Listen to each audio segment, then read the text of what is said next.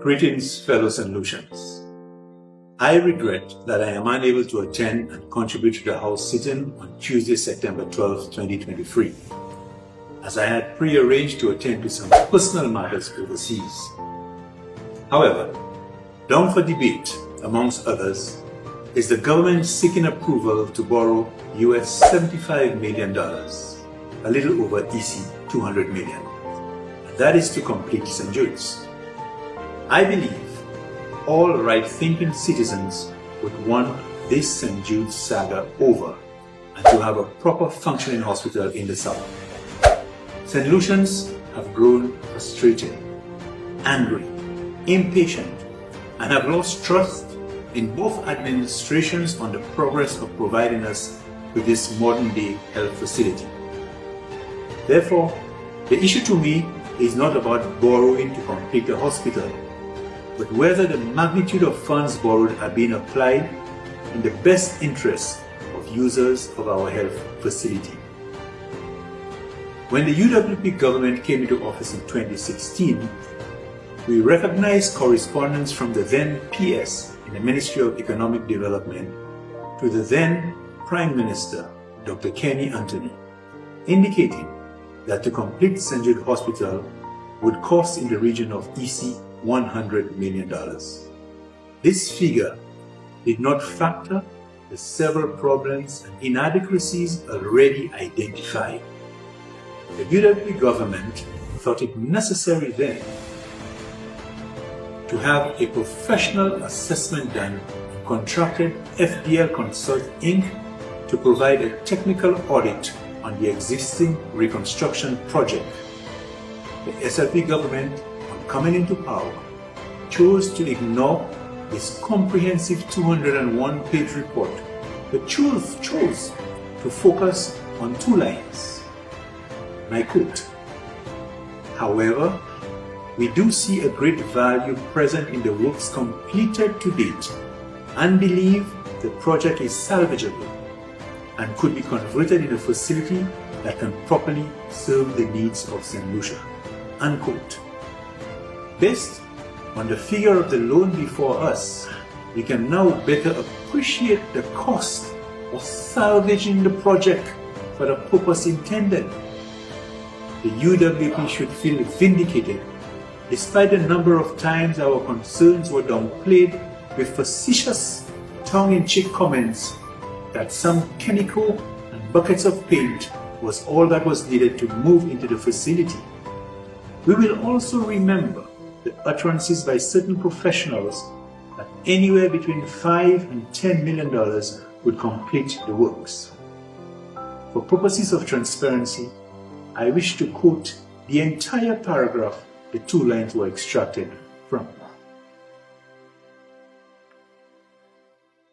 And I quote, "Consistently, the design and planning of the building that make up this facility have been observed to omit adequate spaces for the running, but more importantly, accessing of services within the building.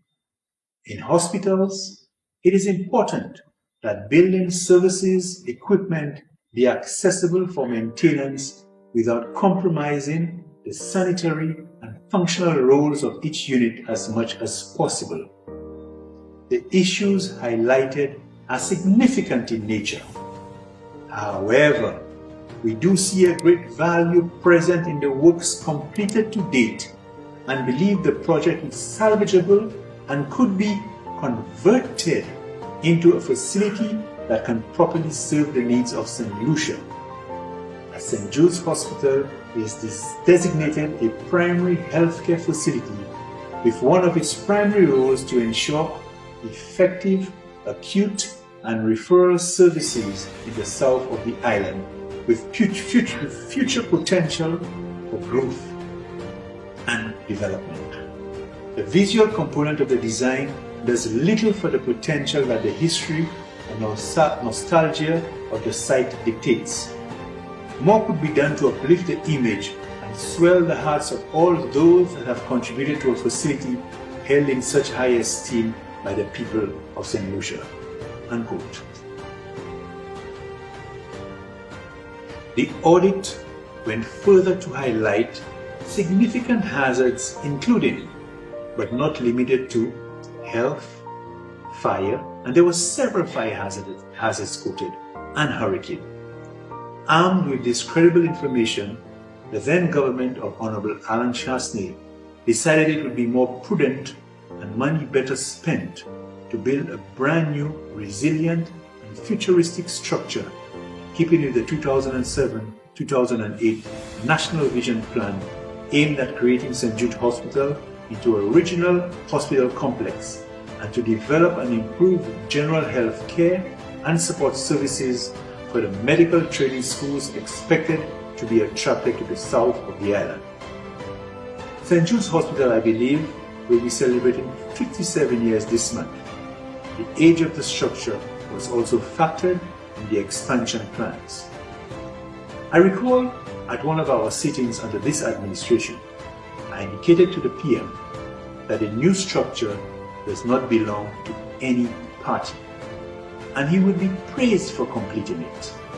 It would also make the hundreds of individuals, well-wishers, including students, who donated just over $2 million, extremely proud to be able to say, I was a part of this.